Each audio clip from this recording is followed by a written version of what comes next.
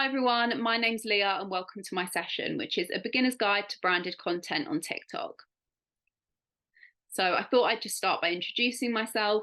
I graduated from the University of East Anglia last year with a Master's in Marketing and Management, and during my Master's year I became a social media intern for the university. Up until now, I've had a bit of a gap year the last year, so I went travelling at the start of this year, but I'm now back home and I'm working as a digital marketing executive for a sunglasses company. A few years ago, I started a TikTok channel and I built this up within a student related niche. But as I went traveling, I've kind of progressed that into more of the travel niche, and I work with a few brands freelance alongside my full-time job. Over the years, I've worked with brands including Scape, Skiddle, G Adventures, Turtle Travel, and Journey, which involved my first solo trip abroad and also my first trip away with a brand, which was really exciting. So here is what I'll be covering throughout this presentation. The first section, I'll be talking about working with brands as an influencer and also as a UGC creator. So I'll be discussing how to go about getting brand deals, how to spot fake brand deal emails. I'll be talking about your media kit and showing you an example of my own media kit. I'll also be talking about how to turn gifted collaborations into paid ones and negotiating a fair price, and also some tips on how to create high performing content. And then in the second section, I'll be talking about working with creators from a brand perspective. So how to go about finding and approaching creators and how to pick the right creators that will work well for your brand. And also how to create strong briefs so that the content creators know what you're after, so you can have mutually beneficial collaborations. I'll be mostly focusing on video form content, particularly TikTok, and that is the app that I'll be referring to, but many of the things that I talk about can also be applied for Instagram Reels. And I'll also predominantly be focusing about collaborations as an influencer, but I'll also be touching a bit on UGC as well. If you've not heard of this term before, then it stands for user generated content, and it's basically where people create videos for brands to post on their own account as opposed to it being posted on the creator's account. So it doesn't tend to matter as much about how many followers you have and things like that, but I'll talk about that a bit more in a bit. Before we move into the main parts of the session, I just wanted to address the big question: why do brands use TikTok and should brands use TikTok? First of all, the sheer volume and size of TikTok is crazy now. In 2020, it was the most downloaded app on the Apple App Store with 50 million daily active users, which is just crazy. It's also widely used as a search engine, with 40% of Gen Z preferring to use TikTok and Instagram as a search engine over Google. And I know myself, I have quite a bad habit of doing this. The potential reach for ads is a huge 945 million, which presents a great opportunity for brands to advertise, and also in a relatively cheap way compared to TV ads, for example.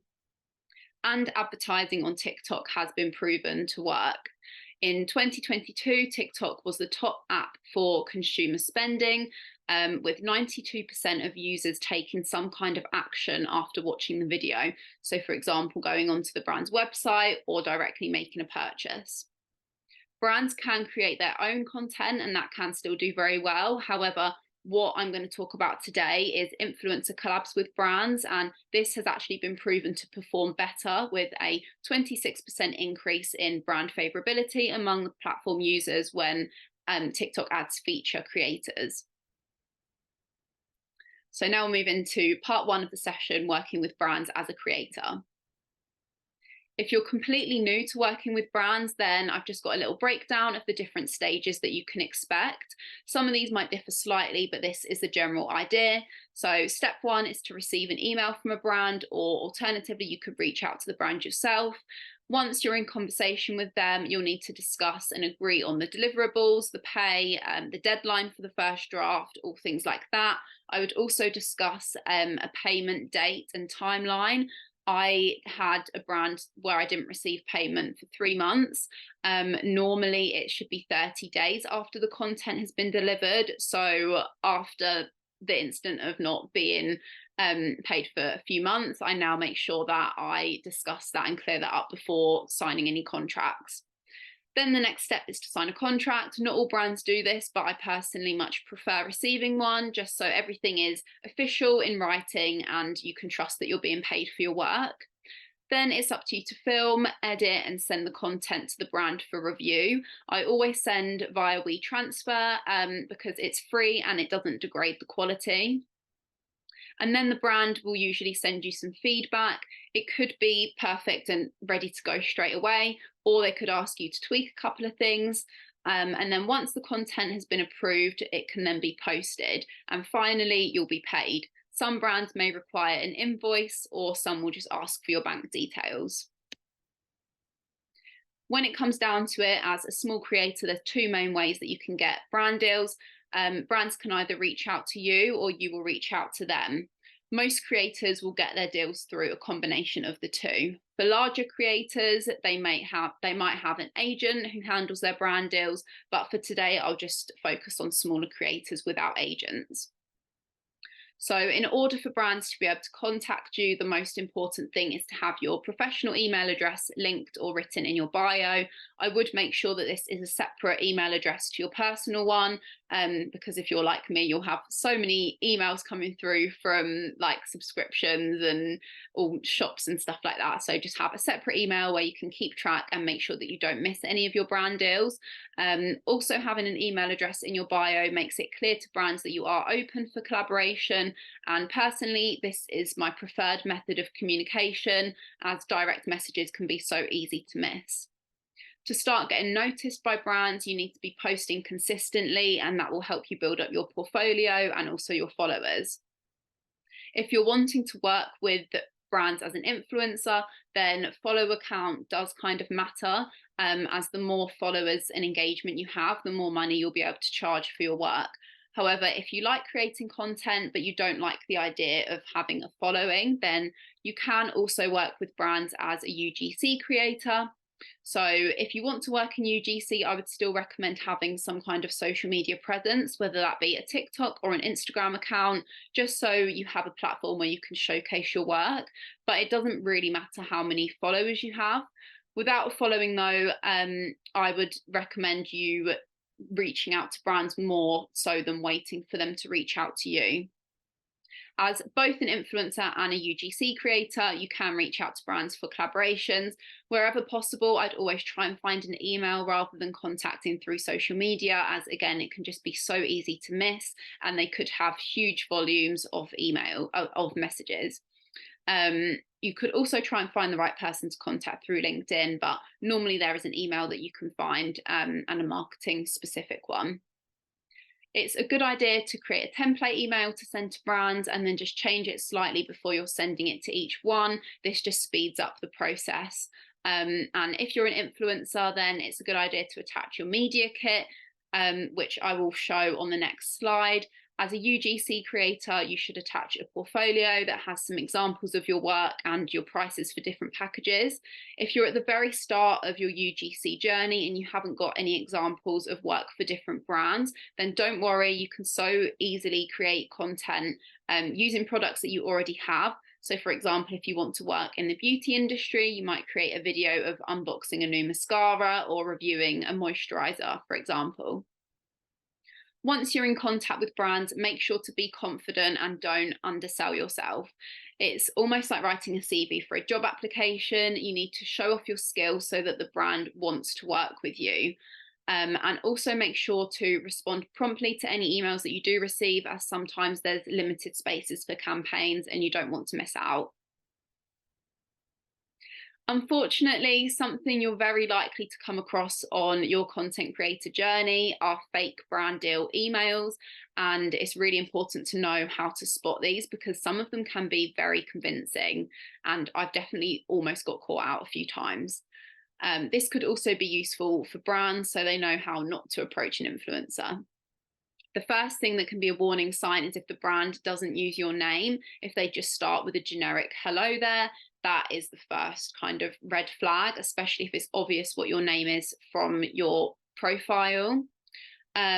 Also, make sure to look out for spelling mistakes, incorrect punctuation, poor formatting, grammar, anything like that. If it's been sent from a brand, then they should have checked it properly and it should be all professionally written.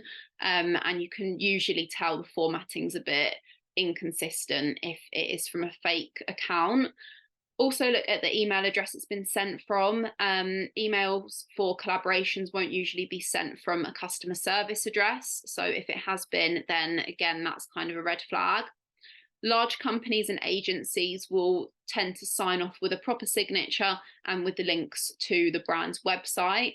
And they also won't assume that you already know what the brand is. They'll usually start the email off by writing a short introduction to the brand. And you should also never ever be asked to pay delivery for a product. So that is definitely something that if you see, then that's probably their way of making some money. Here's an example of a real email that I received just last week, and it was from a brand that I absolutely love. So I almost tried to convince myself that it was real, but there are just way too many warning signs. So the first one is the email address. It looks quite suspicious. It was the brand name and then customer care 0, which I don't think sounds right. Also the generic hello there. They should have used my name. My name's quite clear what it is from my accounts. There's also some mistakes with the grammar. So the sentence that I've underlined there, we have some greater benefits, which we'll list below. That sentence isn't quite right.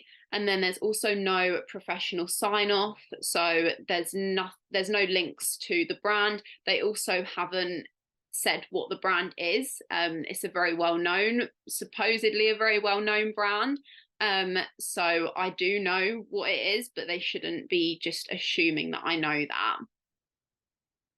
I also received about 5 emails that were exactly the same and that were addressed from different brands within the same niche within the space of about 10 minutes. So that was definitely the final red flag.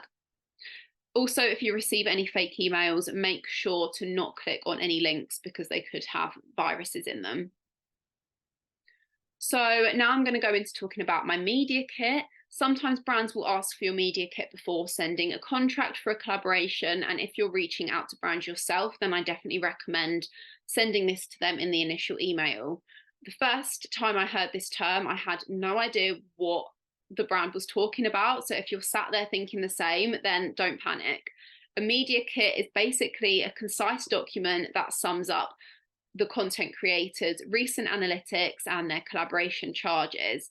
And having this just makes it a lot easier for the brand to see if you're what they're looking for. On the slide, you can see an example of my own media kit. So it's a bit like a CV really for a job application. It shows brands the key information that they'll want to know. It shows your engagement, it shows what your audience is like, and obviously your pricing as well. It's personal to you, so everyone's will probably be a bit different and everyone should look a bit different. I got this template just off Canva, which is free to use. If you just type in media kit, then there's lots of different options that come up, and I just changed it slightly, changed the colors, and moved bits around a little bit. So I decided not to brand myself as an influencer because I'm happy to create user-generated content as well. And it just tells the brand a little bit about you and what kind of thing you're interested in. When you're starting out, it can be so hard to know how much you should be charging for collaborations, and it's definitely something that you learn as you go. I feel like I'm still learning myself. It's impossible for me to give a figure and say that you should be charging X amount for a TikTok because your rate depends on so many different factors. For example, your number of followers, or if you're an influencer or UGC, your experience, the length of the video, how much planning is involved. The list is endless. Probably my first 5 or so brands that I worked with were purely on a gifted basis, and they expected a certain amount of content in return for the free product.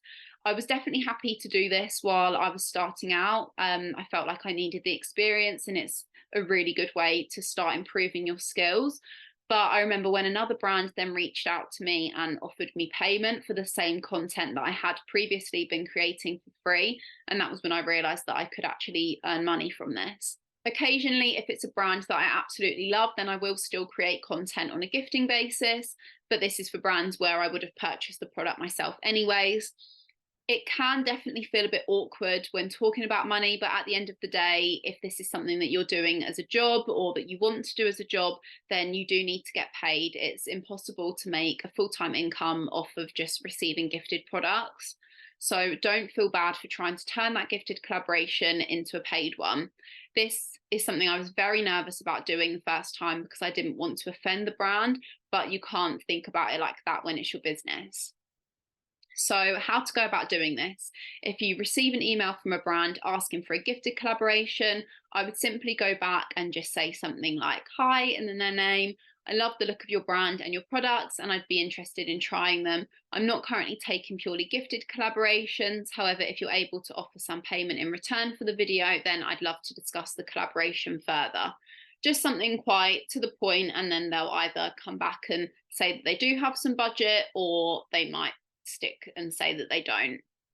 It can be so hard to know how to price yourself, but if it's a well-known brand that's contacting you, then just know that they will have some budget for marketing.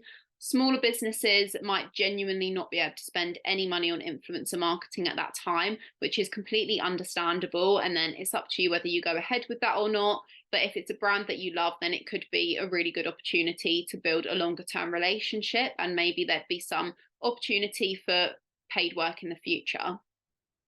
When deciding what to charge for your posts, make sure that you charge for your time and don't feel guilty about it taking longer than you think it should. Some videos that I make can take several hours, some might only take an hour, depending on how much planning is involved. I would always ask though if the brand can offer you an affiliate link as well, especially for gifted collaborations, as it can be a way for you to still make a little bit of money.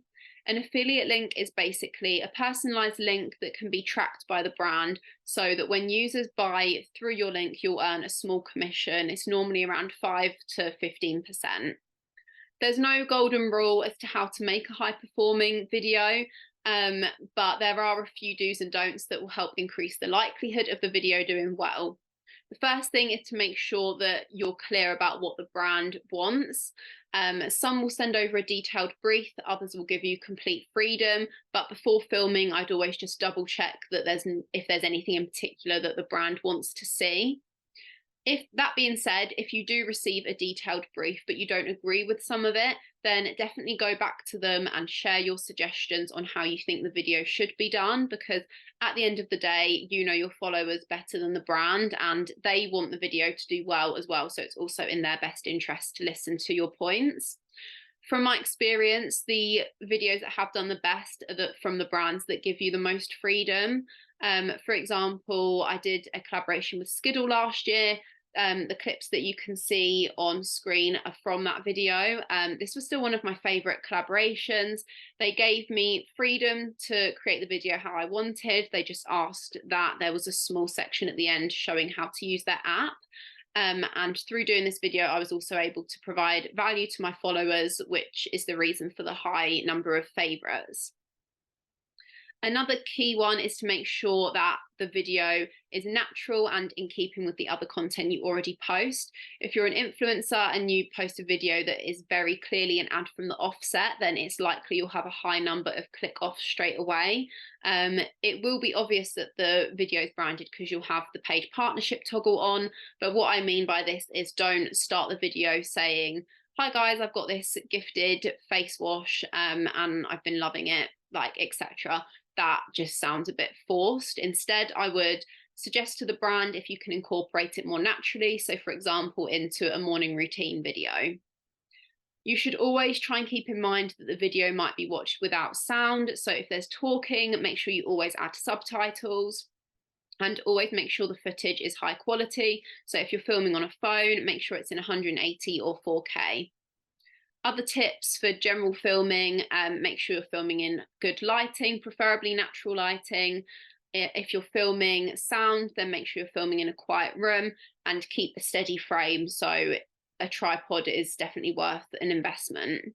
Shorter videos tend to perform better, so try and keep it as concise as you can and cut out any filler words, so any ums or like and stuff like that. which I definitely have a bad habit for. I always edit in CapCut as well. I find it a lot easier to edit than in TikTok. TikTok has a habit of crashing, and in CapCut it's so much easier to edit different versions, save it and send it to the brand. And they also have a really good auto caption feature. So it can easily pick up on what you're saying, and you just might have to slightly edit it. And then you can add main titles in TikTok itself, so the algorithm picks up on the keywords. And also always film in the required aspect ratio rather than cropping it afterwards. So for Reels and TikTok, this is 9:16. A few more general tips that I've learned along the way, and I feel like I'm still learning as I go, but here's just a few of the things I've already learned. So definitely don't say yes to every brand deal. I would strongly urge you to not do this. Pick the brands that are best aligned with the content that you produce instead. Otherwise, it can come across as forced and not very genuine to your followers. And it's important to build a good relationship with your followers in order for your account to grow. All content that you should create should be authentic to your personal brand. As a user-generated content creator, it doesn't really matter so much because it's not your personality that's selling the brand, but I would still recommend going into a niche so that you can perfect that rather than trying to go down lots of different avenues. With the TikTok algorithm, I'd also always recommend posting some organic content in between the branded content just to break it up a bit. And also, this isn't just for the algorithm. It's also that if you're seen by your followers as just posting branded videos, they could lose some trust in you. Never ever agree to work with a brand without trying their products first. So you should always ask to test the product first before signing any contracts to create the content. Another tip is to create some templates to save yourself time. So create an email template when you're reaching out to brands just to speed up the process, and always make sure to keep track of your brand deals that you're doing. And I'm going to show you an example of how I do this. So here is the table that I use to keep track of my brand deals. This is just a fake one, by the way, but I always have the brand name, the person I've been in contact with, the method that I've been in contact with them, the deliverables, the due date for the video, if it's been delivered, how much I'm owed to be paid, and whether I've been paid or not. Also, sometimes brands have exclusivity rights in their contract. So if they do, then make sure to include this as well, so you know once the exclusive period is up. It's so important to keep track of your brand deals for lots of different reasons. One of the main ones is to make sure that you are being paid for your work, because as I mentioned earlier, some brands can take a while and you don't want to end up forgetting about it. It's also important to keep track of it for tax reasons, and in general, it just helps you stay organized so you don't miss out on any video deadlines. Now I'm going to go on to talk a bit about working with creators as a brand. So I'm going to be drawing on my experience from my recent job as a digital marketing executive, as we have done some influencer outreach. Before anything else, you need to figure out whether it's worth being on TikTok for your brand. With the number of users that are on TikTok now, it probably is worth using, but there is a definite age skew, as this diagram shows.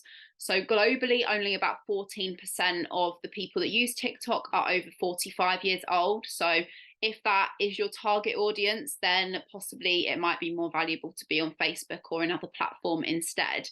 But the tips that I'm going to be sharing now can still be used for other platforms as well. If you've decided that you do want to go ahead with influencer marketing on TikTok, then you need to find creators that will work well with your brand. So you could approach a creator agency, or if you're a smaller brand, I'd recommend just searching on social media. It's just important that you try and use creators that do work within that niche already, because they're going to have an audience that is interested in the kind of products you're trying to sell. So going back to the beauty brand example, you're probably not going to want to work with creators that make videos about video games, because they're unlikely to have as high an audience that will be interested in your product as if you were to work with a beauty or a fashion influencer, for example. Once you've found some creators that you'd like to partner with, you could also start engaging in their posts so that they'll notice your brand and start building up a bit of a relationship. I'd also make sure to check the creators' engagement statistics, so how many views, likes, favorites they tend to get. And if you're looking for a UGC creator, then this doesn't tend to matter as much. Just make sure that you're happy with the previous content that they've created for other brands. Once you are ready to send a message to the creators, I'd always recommend sending an email over a direct message, and always address them by their name. Just a hey, Emily, or whatever their name is absolutely fine to start. Adding a line in the email that shows you have a genuine interest in the creator is always a good thing to do. If the email sounds too much like it's just been copy and pasted, then it can put creators off a bit. And just be honest about what you're looking for. Details can come later on, but for example, if your brand is just offering gifted collaborations, but you'd like some content in return, then say that in the initial email. The absolute key to a successful influencer partnership is good communication. This means replying to emails promptly if the creator has any questions, but also clearly communicating what kind of content they're looking for. So if you want quite specific content, you should provide the creator with a brief, and this should contain all the information needed for a good video to be made. So if there's any specific clips, if you want a voiceover video, if you want a speaking to the camera kind of video, or even if there's any particular hashtags that you'd like being used. Also make sure that you've stated where the video will be used, and if you want the creator to post it on their account, or if you're going to post it on the brand's account, or both. If you're happy to give the creator creative freedom, then that's absolutely fine, but don't change your mind after them receiving the content. I had a situation a few months ago where I had quite a negative experience with the brand, and it was all down to poor communication. It wasn't on TikTok, but it was still video form content. The brand started off by saying that they were happy for me to do whatever I wanted to do as long as I featured the product. So I suggested it would be better for it to be featured more naturally. But then after I sent over the first draft, they were unhappy with that, and it went back and forth a little bit, where they sent a whole list of what they did want included. Whereas if they'd have sent the list from the beginning, then it would have saved both ends a lot of time. So if there is something specific you're looking for, you could also provide the creator with a few examples in the brief. And a good way to figure out if you've written a strong brief is to pretend like you are the creator, and after reading it, would you know what you were doing? One of the biggest tips that I can give you as a brand is to make sure you're keeping track of your influencer partnerships. And again, I think the best way to do this is in a spreadsheet. So I've included a little example of what I would do. So again, this is completely fake, but I'd have the name of the influencer, the account name, follow account, if you've sent the email or not, has the influencer received the product or not, the status of the collaboration, so you can have this to like throughout the different stages: in progress, received the video, and then move to complete after it's been paid. And then you can also include a few statistics about the engagement, so you know how well the video has performed. I'd also recommend boosting the influencer's content slightly by using Spark ads. Now, I haven't directly used this, as the influencer partnerships I've worked on so far have been on Instagram. So I can't give details on how much this costs, but I do know that previous brands that I've worked with have boosted my videos with Spark ads, and they've seen a massive increase in the engagement that it's received. So I definitely think that it's worthwhile doing this.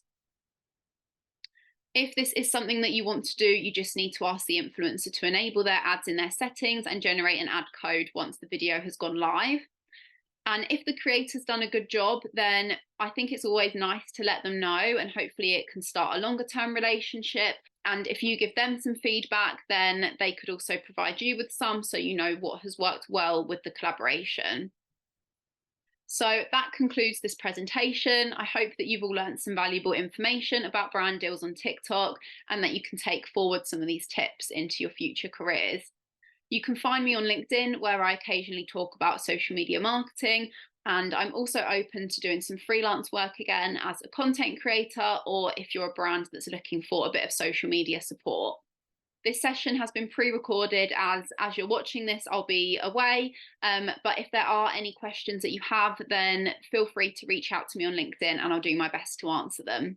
So thank you to everyone who's been listening, and that's all from me.